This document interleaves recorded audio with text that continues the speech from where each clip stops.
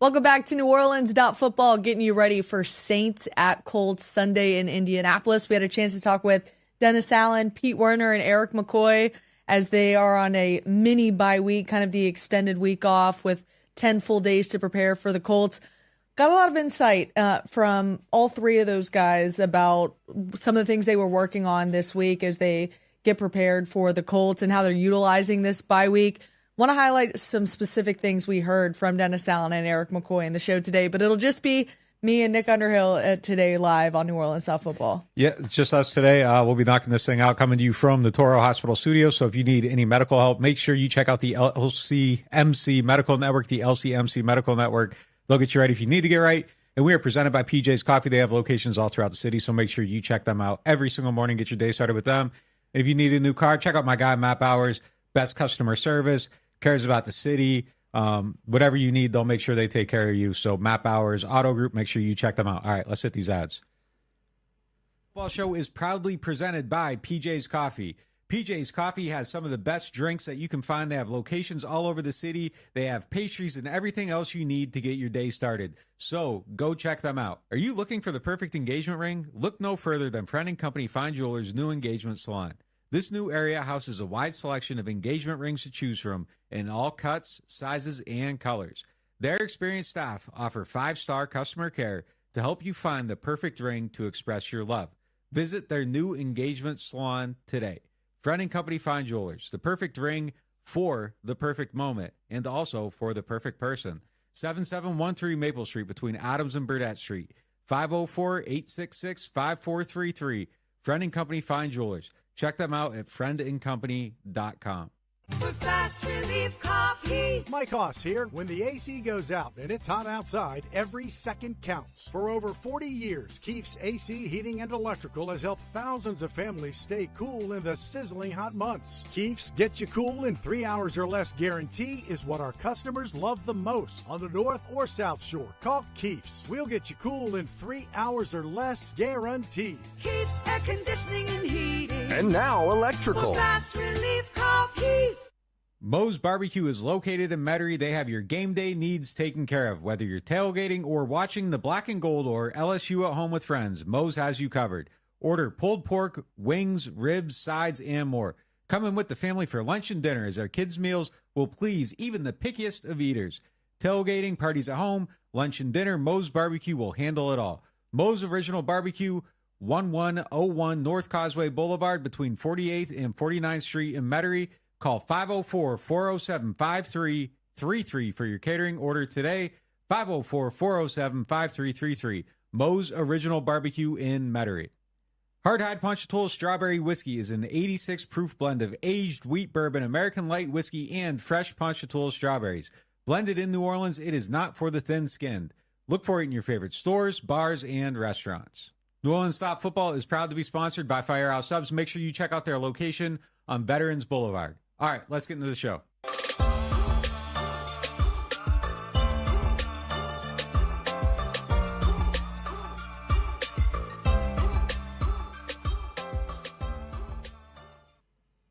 Let's get into our lead topic presented by Friend & Company Fine Jewelers. Friend & Company Fine Jewelers is excited to announce the opening of their new engagement salon. They have a wide selection of engagement rings to choose from. And while you're there, ask them about their fleur-de-lis earrings and necklace collection. They are specially priced for our NOF audience. You can see it there. Beautiful, beautiful gift for anybody in the family. Holidays are coming up.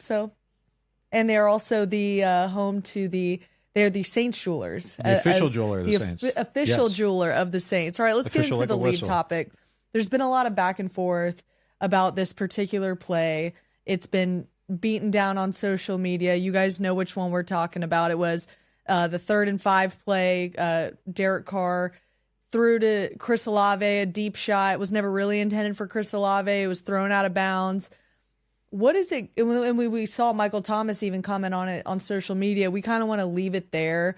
But just to express kind of the division that's going on right now with the offense, what is it going to take for this offense to come together? Well, I don't want to leave it there. I mean, I think it's important to kind of talk as about far the as whole breaking play. down the play. Let's break it down again, though, because we actually know what happened, though, because Mike broke it down. And That's fair. That's fair. Yeah, I mean, he basically said that Olave was never supposed to be in the progression, so it was supposed to go to Taysom on the out route, then to the backside to Shaheed, then Mike over the middle on the dig, and then Chris was just supposed to be. It was called a bus ticket, and that was the route because you go one way, the ball's not supposed to come to you. Dennis Allen said that himself. So I mean that was kind of what it was supposed to be. Now I think Chris probably didn't run that hard enough. I think we obviously saw he didn't run it hard enough. And my guess is, and I don't know this from anywhere, but my guess is that Derek got upset that Chris didn't run it, skies the ball out of bounds in his vicinity, and then starts yelling at him. And I just think that those kind of antics are things that are probably going to upset people. I mean, if you're Chris Olave, you probably feel like you got showed up and, okay, you screwed up, handle that off the screen in-house. So, I think it's just something where they got to just make sure that everybody's just kind of cool and on the same page. But, I think, and DA said it today, like he said, that they kind of got to put everything in check. So I think the quarterback needs to be put in check. This is something that I went back and I started reading about Carr, and this is something that people were saying about him in Oakland too, is that he just kind of got upset a lot of times. But look, the thing is Chris Olave has to run and give 110% effort on every single play. That's everybody on the team. And I just think everybody just needs to kind of get just be cool. Be cool, keep everything cool. Don't do that stuff. Make sure everything's in-house. And that's probably the best way to go about it. But I mean, I understand the frustrations from all parties right now where everything's coming out. So, I mean, it is something that I think they have to manage. But I think if you win games and you execute, everybody's happy. Nothing bad happens. And if you keep losing, players being pissy, I don't think it matters because that means your offense is failing. Well, look, and these guys are professionals, and Eric McCoy and Pete Werner kind of gave us a state of the locker room today during the press conference that there's been a lot of tough love and some hard conversations that have been had over the weekend. To me, that's maybe coming face to face with some of this stuff. Look, when you've got guys tweeting out on social media that, look, this is what should have happened, defending a player because you felt like another guy. I think it was needed though, because no, but that's what I'm saying. Chris got dragged for something that he probably shouldn't have got dragged for. But it leads to this conversation that needs to be had, is what I'm saying. That conversation, I don't know if this is what needed to set the boiling, to boil it over, but Derek Carr and these wide receivers have to eventually get on the same page, because the ultimate goal is to win and be a playoff contending team. And how do you get there?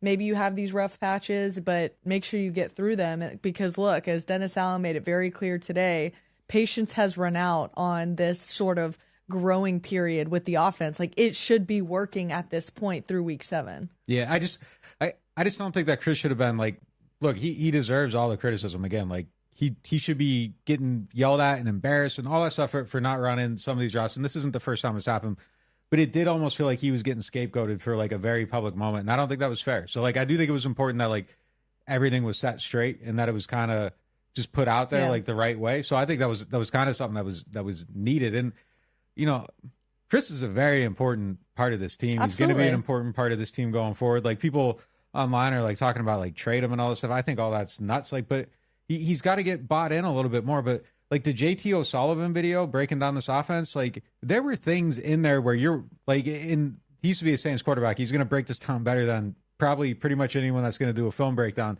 There were things in there where you're looking at it and you're I almost understand why someone, and this is going to sound insane and it's not okay. 100% it is not okay to not give max effort. But there are things in there where it's almost you're training people not to run their routes because you're going back, you're doing a 5-step drop, and you're throwing a check down as soon as your 5th step hits, but before even looking down the field. And if a player is going to not run a route, that's going to be a reason why. So he's going to just think well, okay, I'm not even in this progression. Why am I going to run this route? And look, that's not a viable excuse, but just there are things happening right now where I can see where the wide receivers would be disenfranchised with the way the offense is operating, and it makes a little bit of sense. It was a really eye-opening video, and if you're a Saints fan who kind of wanted a further breakdown of this, it was very eye-opening. Some of the issues that Derek Carr is having, he's not. I mean, that to me needs to be a full show when we get to it, is just a complete breakdown of Derek Carr, the quarterback, and What are his strengths? What are his weaknesses? How does that fit in with the Saints organization? That's something that Pete Carmichael and this offensive coaching staff has to figure out. Look, Derek Carr does have his weaknesses. We have seen them. But how do you keep this offense in a nucleus to where Derek Carr is just playing at his strengths, Chris Olave is playing at his strengths, Taysom Hill, Alvin Kamara, and so on and so forth. The guys are playing at their strengths. One of the quotes that stood out to me today was Eric McCoy saying, have 2 plays ready to simulate the 2-minute drill, because they've had so much success in the hurry up, no huddle offense that we saw last Thursday against the Jaguars. Obviously, you can't play like that throughout the flow of a game, but you can simulate it in just these little plays where you have 2 plays ready that you call at the line of scrimmage and you know what's coming next. To me, that could be an option of keeping maybe this quarterback and this offense playing at its strengths. Yeah, it's something that can definitely help. And Jordan Mims got signed to the practice squad. Big breaking news right now. But yeah, that's something that, look, I thought the hurry up looked good, and it's something that I think you can use as a change up. You know, it's not something that I think obviously you can use extensively throughout a whole entire game. It's kind of crazy that that's the only way the offense looks good right now, and it's just kind of, I think it's kind of damning that to everybody a little bit. It's just like you have to, I don't know, like it's just like the reading of the defense, the play calling, all of it. I just think it's tough right now. I think it just all looks really bad, and the fact that's the only way that you've been kind of successful in multiple weeks is, it's just tough to stomach for the whole entire offense. But it is something that I think they should use some of. I mean, it's kind of a little bit of a cheat code. The calling 2 plays in the huddle is great if you can have everybody understand the play. Like, one of the big problems with the offense right now is that you got receivers that they don't know what route to run, and you know they're reading plays differently than the quarterback. You got Alvin Kamara and Derek Carr seeing things the wrong way. You got Rashid Shaheed and Derek Carr seeing things differently. You got Chris Olave, you know, he's having his own issues. So it's just like, you know, the end of game situation 2 weeks ago, like you had 2 guys on the right side of the formation that didn't know the play call. So like, you got to make sure you got the first play call down before you worry about the second. But I mean, if there's ways to kind of keep the defense and make it so that you can simplify it to where they aren't able to like put their full disguise on, because when you are hurrying up, like the defense can't put as much window dressing on things. So it does make it a little bit easier to read, and you get them stuck in a coverage. You know, the good thing about that would be is if they start, like Alvin said after the game, like, hey, like we don't call stuff like to go against the defense and the matchups anymore like we used to. Like if you find ways to attack weak points on the other team, like ruthlessly, and you get them locked into something, and then you go into a hurry up once you get them into like the look and the personnel you want, that's something you can exploit over and over and over. So I think there's ways to take advantage of it, but you know, I think they got to figure out their whole entire offense. I wouldn't be looking for shortcuts right now. Like, you need to solve this whole thing for it to really work. And it doesn't sound like any changes are coming, at least to offensive play callers or offensive coaches. When Dennis Allen was asked about it today, he said, "Look, yes, I'm not happy with where the offense is at." Essentially, paraphrasing him, but he said somebody had asked him, like, "You guys talked about growing pains in the offense." He's like, "Yeah, it's time for that to be done." And then when asked if changes were coming, he said, "I'll let you know if that happens, or when we get there, we'll see what happens." But you're 7 weeks into the season, and he even said too that even if he were to bring somebody in right now, they wouldn't necessarily help from the outside, which I don't necessarily agree with. Do you? Well, are you surprised? Like nothing's happening. Well, like there's not even a transaction right. today. Like, are you surprised there's no player transactions, no coaching staff transactions, zero? Like, they must be confident in what's in the building, but look, give Pete Carmichael some help. We've been beating the John Gruden door down that, hey, look, this is a guy who can at least come in and provide some creativity or some different looks this is the guy too who also knows his quarterback very well, Derek Carr. John Gruden and Derek Carr, he knows how to play to Derek Carr's strengths. I just don't see at this point why you wouldn't want to bring in some help. I understand, look, we've gone into the whole why this was maybe a glaring concern during training camp when John Gruden was here. We can leave it there. You can go and find that video, but why is there no pressure to make a change when the offense is averaging 19 points per game right now? Yeah, I mean, look, I think it's something they should do, and nobody was, you know, Gruden's suing the league, so even before you get into anything like that's an issue. Yeah. You know, I think there's players that probably wouldn't like having him, or like that you would have to smooth things over. Like he made comments that were, you know, obviously offensive to a lot of people. It's something that you would have to smooth over. You're also 3-4. Your offense can't score points. Your coaching careers, for a lot of people is somewhat in jeopardy, at least in the form it's in if things don't get better. And it does kind of feel dramatic to say all that about a 3-4 team, because you aren't that far off from being, on the top end of your division and all that stuff. But like, very clearly this offense has significant issues.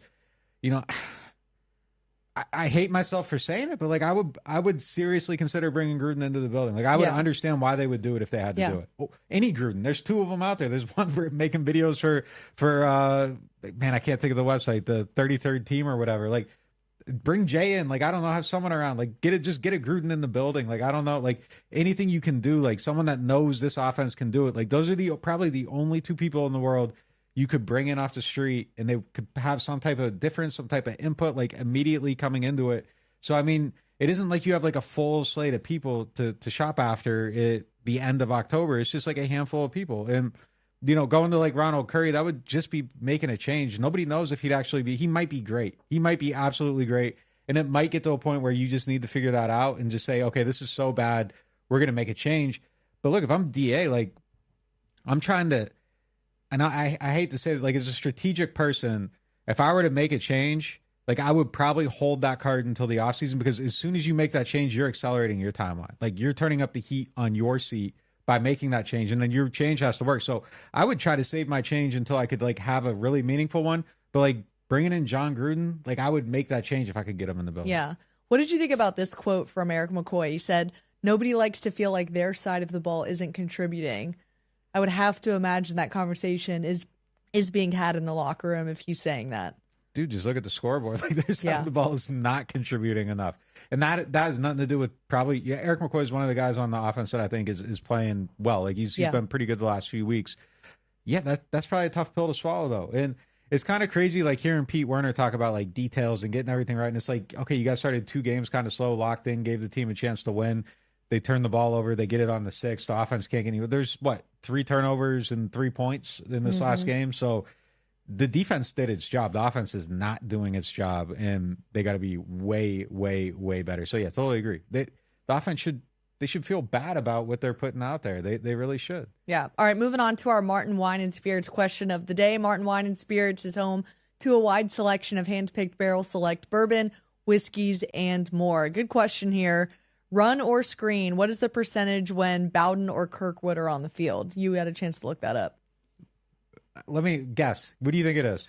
I don't have like the actual percent. Like, how many, just what do you think it is? No, just like 80%, 90%, 70, 60, like where are you going with it? It can't be good.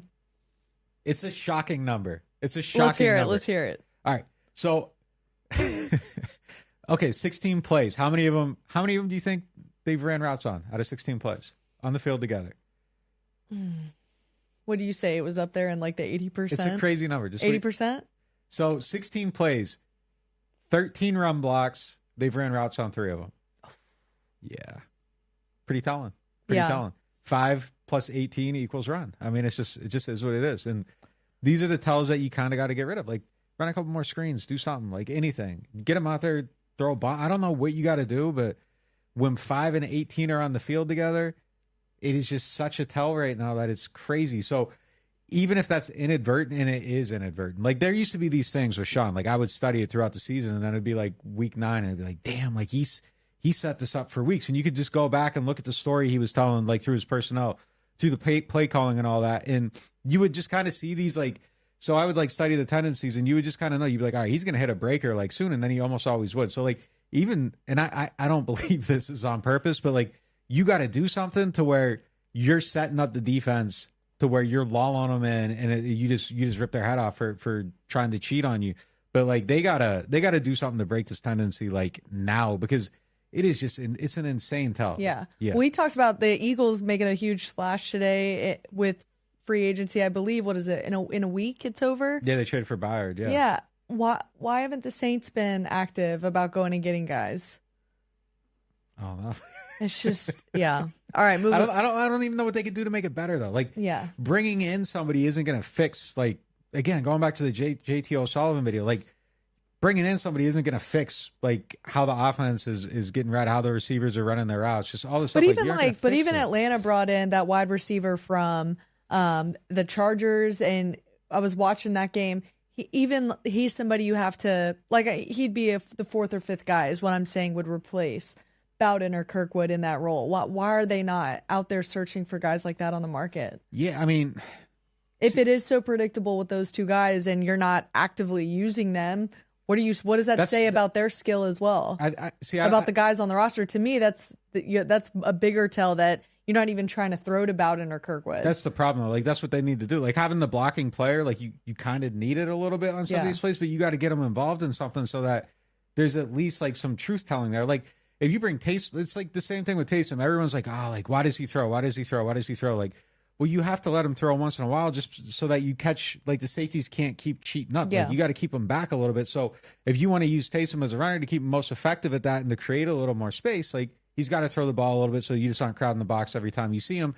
So when you put these two dudes out there, you got to throw the ball once in a while. Like, it just has to be something that you got to do so that there isn't the tell there. So you do need that blocking skill, but, like, when they're on the field together once in a while, like, so, like, the Saints, they used to do, like, what Peyton, he traded for Michael Human. So, like, they did the 3 tight end thing, and they would run out of it over and over and over and over. But then, like, once every 2 games, they just hit Cooks on a go when they got single high against it. Once the defense started to cheat, you took advantage of it. Like, you got to find a way to cheat and take advantage of the thing that they're trying to do. And it's viable to have them out there as long as you're throwing the ball once in a while. And if you're looking for opportunities to catch a defense cheating, you might actually create an advantage with that personnel grouping. But right now, it's just like, it's a run, and it's just crazy.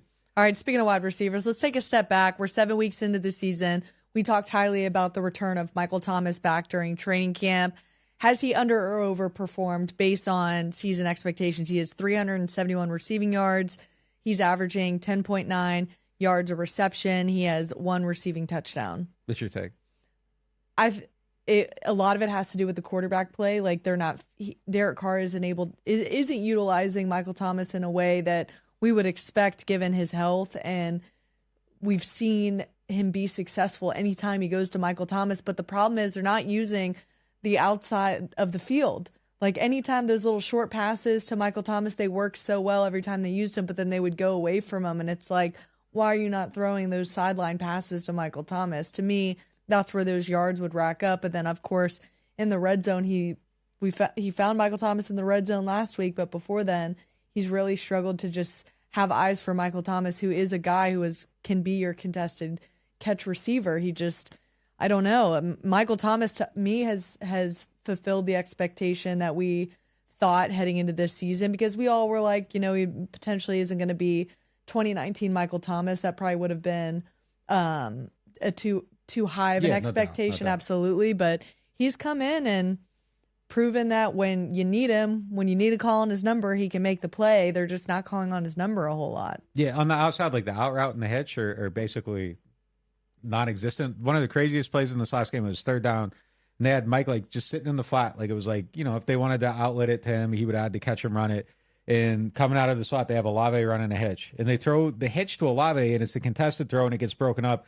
And you have Mike Thomas standing in the flat looking at it. And the only pass that was more consistent than the slant during Mike's heyday was the hitch to Mike. Like, those are just 2 unstoppable plays, and you're throwing it to Olave in contested coverage. Like, it's just mind-numbing to see some of this stuff. But it's not just that. Like, they aren't using Mike on slants over the middle. They aren't using Mike on crossing routes over the middle. I don't understand why the quarterback isn't throwing those passes and why the offensive coordinator isn't designing more routes, more plays with those routes, featuring them, because those are the killers. And Mike doesn't even have to get separation to win on those routes. Like, you just run them and throw them the ball. So to answer your question, I think Mike has hit expectations, maybe even exceeded a little. Like, the film looks really good. When he has the opportunities, they look really good. He can't control how they're designing the offense. All he can do is run the plays that are called. And I think he's done a great job so far. All right, let's move on. Alvin Kamara, he has 438 yards from scrimmage, 1 rushing touchdown. That is also including the 3 missed games. Look, Alvin Kamara, to me, is also right up there with somebody who has met or even maybe exceeded expectations so far this year. He's looked pretty good, and some of the high volume is just, because the quarterback just Yeah, wants... we heard about that a little bit today. So Jamal Williams was on a pitch count, as we kind of figured, coming back from IR. And then Kendre Miller, unfortunately, another injury pop up. He was dealing with a bit of a shoulder issue. So he did not get as much attention as they were expecting in that game. So Alvin Kamara had to carry the load, which seems like he's been fine carrying the load. But look, Alvin Kamara is a guy that can be most utilized when you have that 1-2 punch back there, and they just haven't been able to have it. Yeah, it's crazy that Kendre it just seems like there's been a lot of little things so far. Really bad luck to start his career so far. Yeah, and the other thing too, like with his touches, like the quarterback being a check down machine is kind of something that kind of inflates those numbers a little bit too. I think some of the running stuff the numbers could be better. I don't think that's Alvin's fault. I don't think they've blocked very well. I think he's done a pretty good job. My only knock on Alvin overall is just I think some of his pass pro has been like rough, and it was particularly this last game. I thought before he had some like standout moments. This last game though, like it was there were some misses for sure. But overall, yeah, I think he's come back. I think he's been really good. I think he's been more of a leader, which has been really, really important. I think just kind of with where the team's at. So yeah, I think I'd agree with you. I think he's met and or exceeded a little bit, and I was kind of expecting something else with him coming back, and I think he's exceeded my expectation. I'm curious how you'll feel about this next one, Marshawn Lattimore. Remember in training camp we were saying, even Dennis Allen and the players were saying, this is Marshawn's best training camp of his career, which given some of the seasons he has had, I mean, this guy is a really, really talented cornerback. So far he has 1 interception, 7 passes defended, 32 tackles, 1 tackle for a loss, only played in 7 games last year, and he's already exceeded all these numbers from now 7 weeks in. His numbers are above what they were at this point last year with only the 7 games played. To me, he's kind of cooled off. He started off really hot. The defense really started off really hot with the 3 interceptions to start week 1. But Marshawn, to me, it's like he was way, way high, and now he's kind of cooled off a little bit. Not saying he's had any drop off, but he hasn't done anything like outstanding, because that's what we expected this year. We expected just this number 1 breakout cornerback who had to be on everybody's top 5, but I could see him on somebody's like 4 or 5th right now. Yeah, I mean, I don't know how I'd rank him, but I think he's been. So he had a slow start against Houston and then locked back in. Yeah, I didn't see him really give up anything against Jacksonville. Thought he started the season pretty well. I mean, I think he's playing really good. But when you set the bar, like, that's what I'm saying. The bar was set so high. Yeah. So if that's where the bar is, that's why I say it's cooled off just a little bit. I think he's right around it though. Like I don't know. Like I'd like to see like a little bit more turnover production, but like when the ball isn't coming your way, what are you going to do? He almost had the pick in this game. It was just like an inch away. So I'm still up on him. I think he's just outside of that starts the Houston game, and again, like I was like coming out of that, I was like, damn, like Marshawn got. So you think he's overperforming? I don't think he's overperforming. I think he's meeting expectations or like right around the bar. But like coming out of the Houston game, it was nuts because like the game's over and I'm just thinking, I'm like, damn, like Marshawn gave up a lot. And then like you go through and do it, and it's like he gave up like 30 yards. And it's like, that's like was shocking given how good his season's been. So I think he's right. He's hovering around the bar. I don't think he's exceeded it, but I think he's right where I thought he would be. I think he's been pretty great. Carl Granderson is overperforming. Oh, no doubt. He overperformed in training camp. He is overperforming in the season. He has 4.5 sacks, 29 tackles, 9 quarterback hits, 1 forced fumble, 1 fumble recovery. Man, could you imagine this defense without him? They'd be screwed. We at one point were saying who's going to earn that starting job opposite Cam Jordan. Not only has he filled that, this guy has been impressive on every level. Yeah, he's carrying the pass rush right now. No doubt about it. Yeah, I agree 100%. They would be in trouble without him right now.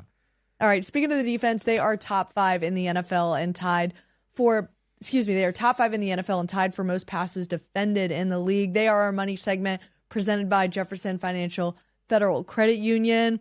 Let's give an early look at this Colts matchup. India's top 6 in the NFL in points per game with 25.4 points per game.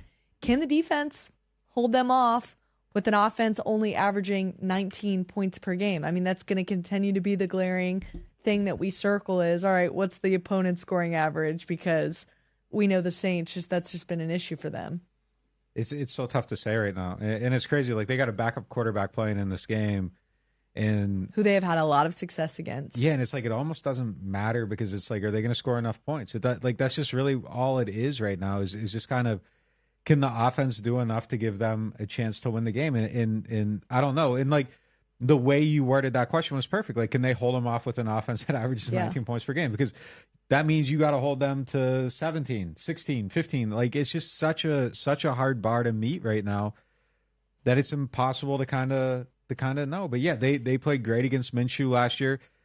The Eagles play caller is the Colts coach now. Yeah. So it's going to kind of be the same thing. They should be able to have similar success against him, but can the offense do enough to score points? And nobody knows. You know, the answer to that right now is no until we see it. Yeah. Isn't that crazy, though, that this defense is top 4 actually in passing defense, but overall still top 5, and they're still the offense is not able to meet the standard that the defense has set. If you told us, you know, this offseason, hey, they're signing Derek Carr and they're going to have a top 4 defense, top 5 defense, you'd think, oh man, they're going to like, not like they're just going to win the division. Like, oh, they might run the table. They might win a playoff game. Yeah. Like, you would think that they would be dominating right now. And the offense has been shockingly poor. Like, I did not think that they could be as bad as they are right now. And I did not think it was possible. I would have never imagined that. I mean, we knew the red zone issues were going to flare up, but not this bad. Yeah, just overall. Like, it's the whole field. Like, everything is an issue right now.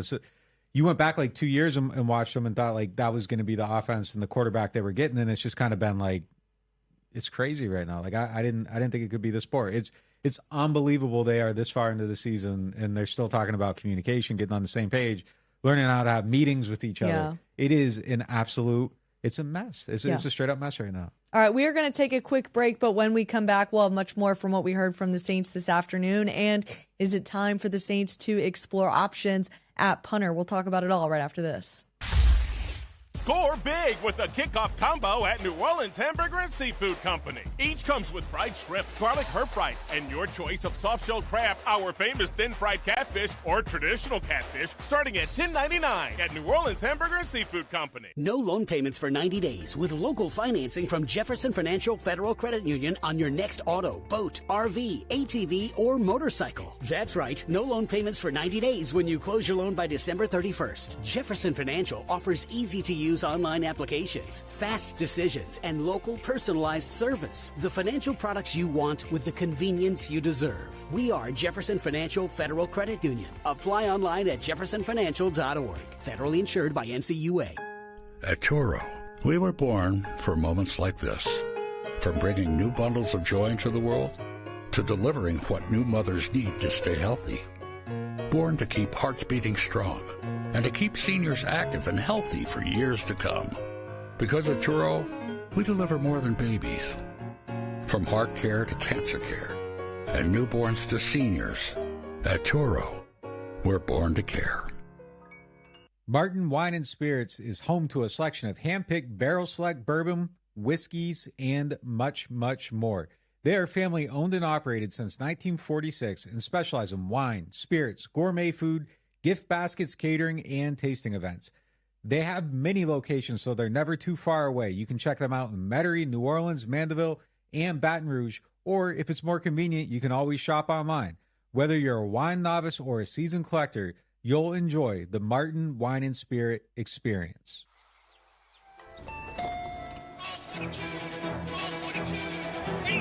I'll take a New Orleans Saints scratch up.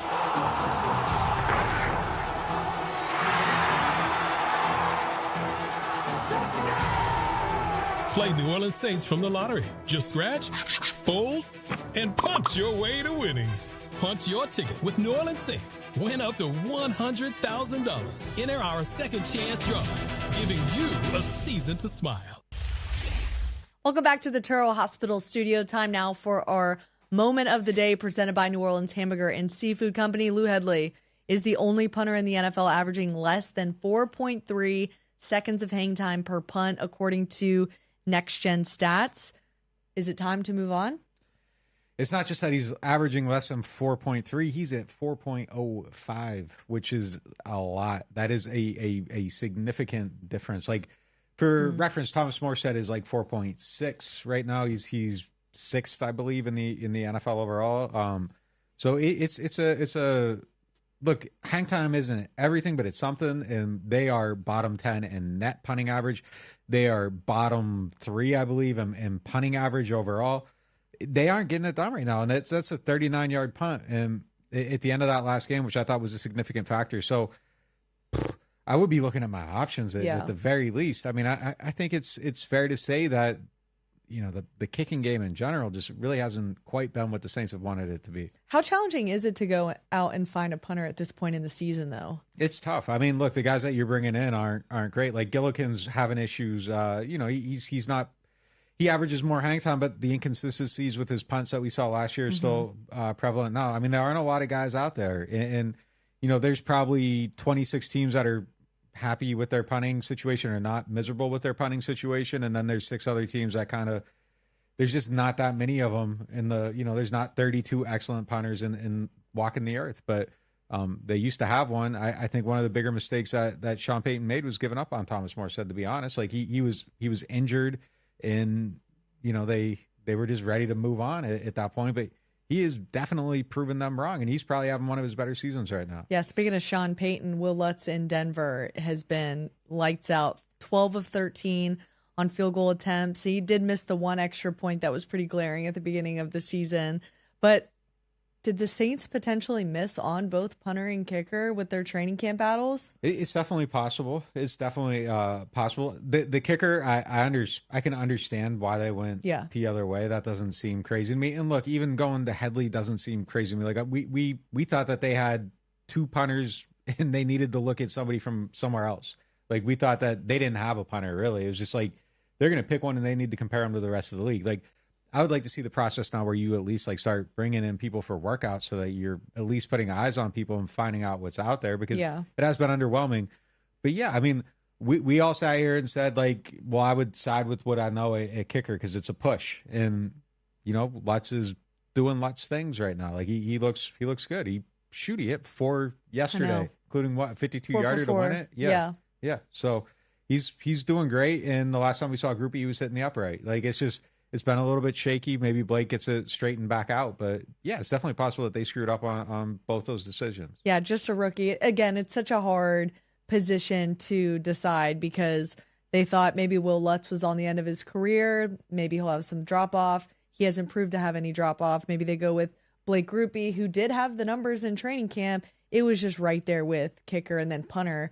You almost went with the lesser of two evils because both of them were kind of struggling throughout training camp, and they just weren't able, I guess, to go and get somebody out on the market. So we'll see what happens with that, but I wouldn't be surprised if they do make a change at punter.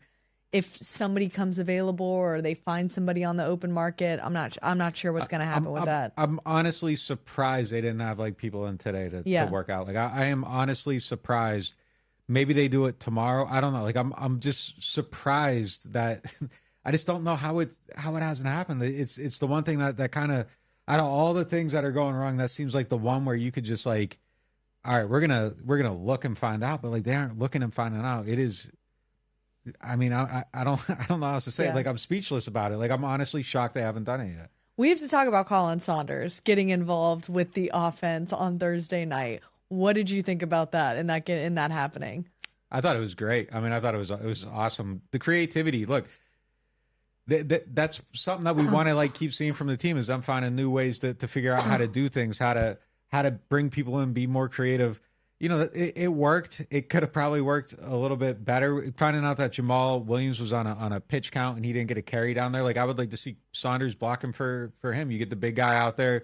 You're down a fullback. Like I like the creativity of it. And again, this is like the 8th time I've referenced this video, but going through the JTL Sullivan video, like it opens the eyes a little bit to some of the opportunities that weren't hit by the offense overall. So, like, some of the downturn in this game, like, I put it less of it on Carmichael is in the rest on player. I think it was more player execution than Carmichael. There were 2 or 3 touchdowns that, like, just didn't hit. And to see Pete figuring out how to do this with Saunders, like, it was a step in the right direction. Like, let's see more of that. Yeah, there was a lot of missed opportunities. That the film study that we keep mentioning is very, it's very... It's a must-watch. Yeah, it's very it's 45 minutes of, like, pain if you care about how this offense operates. But... it is a damning video. Yeah. Speaking of painful, this division is pretty painful. I don't know if you had a chance to watch the Falcons-Bucks game Sunday, but to me, it just further proved how wide open this division is. And if this Saints offense can figure it out, they have an opportunity to still win this division. They do. I mean, they do. The division isn't good. It was bad on bad Sunday. Yeah. I mean, there's a lot of bad teams in the NFL across the board right now. Yeah. But yeah, it's definitely still wide open. I think they can beat the Falcons. They should be able to beat the Bucks.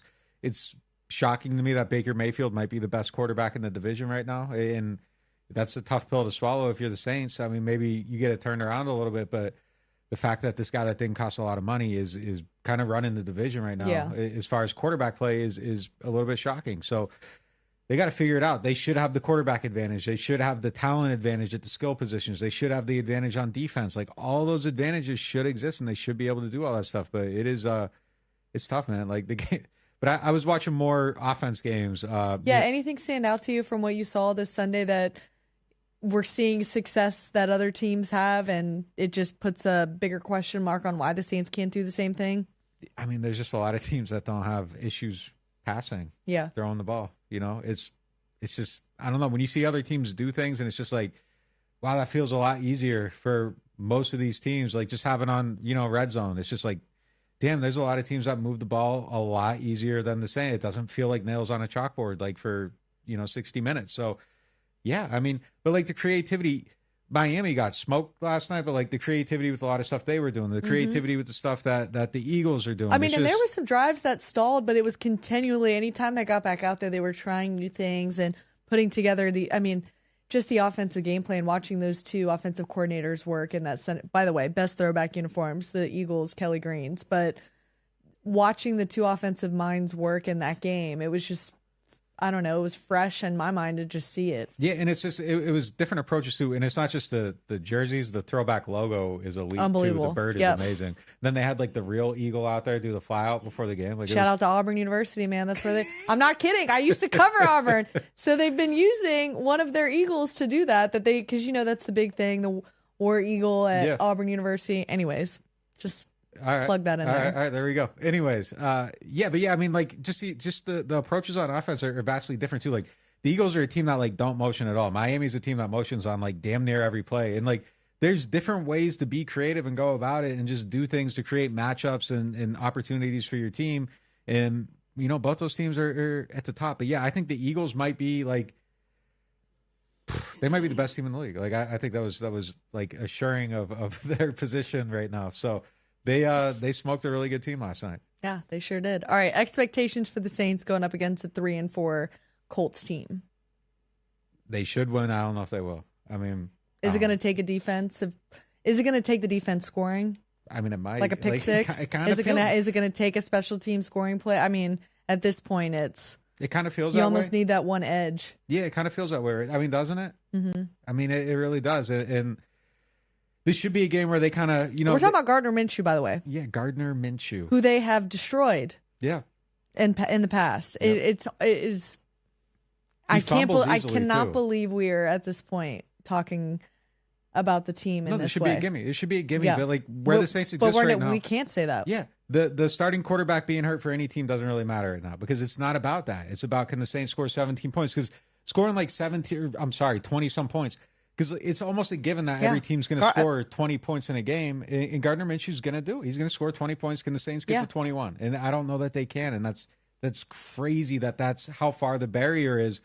And I just I think this season is more disappointing than last season because they should be good. They should be a good team. Yeah, they should not be this bad on offense. I think, to be fair to the conversation, that's why we've continued to say week after week that it can get fixed. Like, we fully believe that if something changes in the quarterback room, as far as the conversations that are being had from play caller to quarterback to wide receivers, it can get fixed, I think. And I think that's the frustration with Alvin Kamara after the game Thursday night. He's like, we have it all here.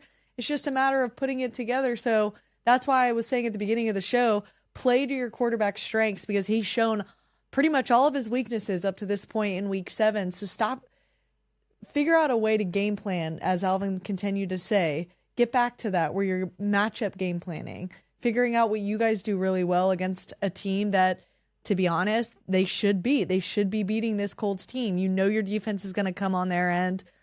Figure it out on offense. I'll be honest with you. Like, I believe less and less with each passing week because it just stays the same. So it's just like every Sunday, it's like, damn, like, I don't know. Like, you know, for a while, I was like, yeah, they're going to figure this out. It'll get better. It can't get worse. It can't get worse. It might have gotten worse at times. And yeah, I believe less and less with each one. And it's hard to even see the silver linings in the last game where they did move the ball and they scored and stuff. But it's just like, okay, what does that really mean at this point? Like, I just need to see the real good performance. Like, I need to see something to believe something. And I don't know that we've seen that yet. Yeah, we'll see if it can get fixed in Indianapolis. We're going to get into the matchups later this week. We will be back out at practice Wednesday. Y'all be sure to give Nick a happy birthday. Tomorrow is his birthday. Couldn't let you get out of the show with that. And we'll see you guys next time.